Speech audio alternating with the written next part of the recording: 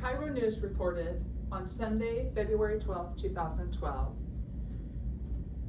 Josh Powell had supervised visitation with his two young boys, Braden age 5 and Charlie age 7. Elizabeth Griffin Hall was the one who transported and did the supervised visitation. She is a social worker for the state of Washington. Josh had lost temporary custody of his children pending the investigation of the disappearance of his wife, Susan Powell. Elizabeth had taken the children to visitation every week. It was nothing new for them. The children were super excited for their visit with their dad. They scurried up the stairs to Josh's residence. Josh threw open the door, scooped up the children, and slammed the door in Elizabeth's face. Elizabeth was shocked. She had never had this happen before. She thought that maybe it had closed or something had gone awry. So she tried to open the door and it didn't open. She knocked furiously and he didn't open. Elizabeth didn't know what to do. She dialed 911. While waiting for 911 to respond, Josh Powell blew up his home with him and his two small children in it. Elizabeth Griffin Hall will never be the same. She will forever have the events of that day ingrained into her brain. She'll have flashbacks. She'll smell smells and be right there as if it was happening all over again. You might be asking yourself, why are you telling us such a horrific story? Why? I promise you, by the end of this speech, I will give you your happy ending. My name is Lisa Calder. I am a client service tech for the Department of Health and Welfare for the state of Idaho. I'm in school to be a social worker. Social workers have very stressful yet rewarding jobs. They identify, reduce, and manage with the information I give you today, you'll be able to reduce, manage, and identify the effects of that stress and trauma. I'm going to inform you today on what a social worker is and what a social worker does, how to manage stress and trauma that the social workers face every day, and tools to identify and reduce that stress. Let's learn about the basics. What a social worker is and what a social worker does. According to the poll that I took, most of you know what a social worker is. Very few of you know what a social worker does. A social worker helps individuals, families, and groups enhance, restore capacity for social functioning. They are the voice for the voiceless. Social workers protect vulnerable children, support families in need. They help homeless find shelter. They help elderly with hospice and end of life. They offer parenting skills and support classes. Now that you know the basic, let's talk dirty. The dirty part of the job of being a social worker, the stress and the trauma. Social workers deal with a wide variety. They deal with physical abuse, substance abuse, sexual abuse, incest, deplorable living conditions.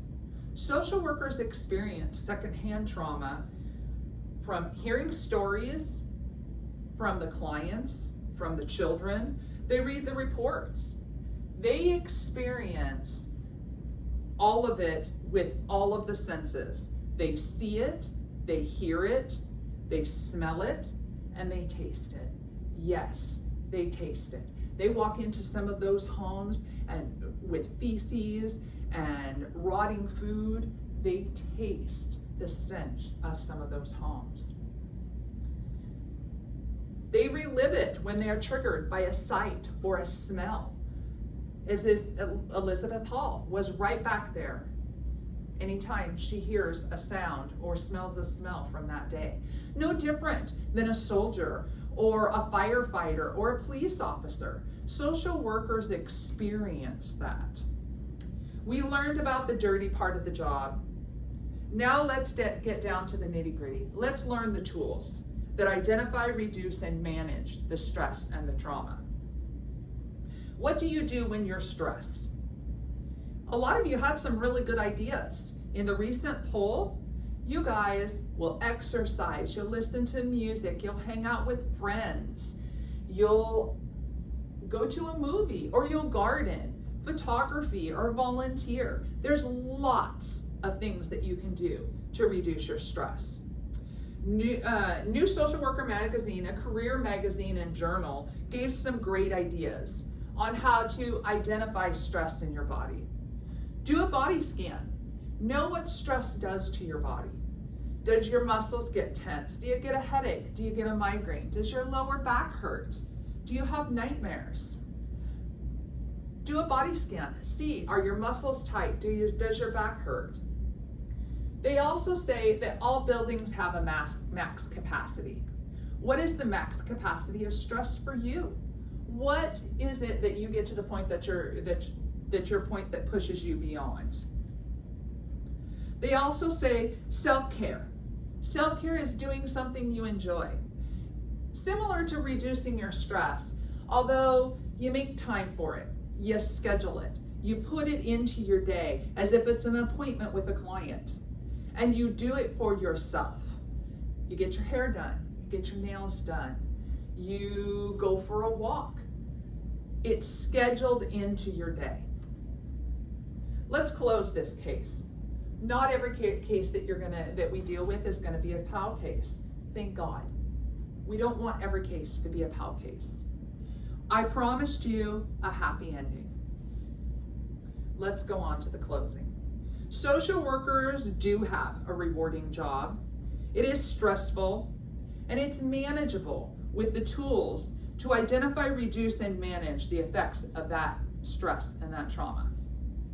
Social work, I've taught you today what a social worker is, what a social worker does, stress and trauma that social workers face every single day, and I've given you tools to identify, reduce, and manage that stress. Maybe I have inspired some of you to be a social worker. Maybe not. Maybe you just have a better understanding of what CPS is, and if somebody calls you, a social worker calls you investigating a neighbor or a family member, you'll just have a better understanding of a social worker's job. You'll answer their questions, you'll be polite, you'll give them a smile. I promised you a happy ending. Why do social workers do what they do? In 2020, the Coeur d'Alene Department of Health and Welfare reunified 100 families. 7 high school students graduated from high school despite being in foster care. 13 got legal guardianship with family members. 73 got their forever home and were adopted. That is the happy ending I promised you, and that's why social workers do what they do.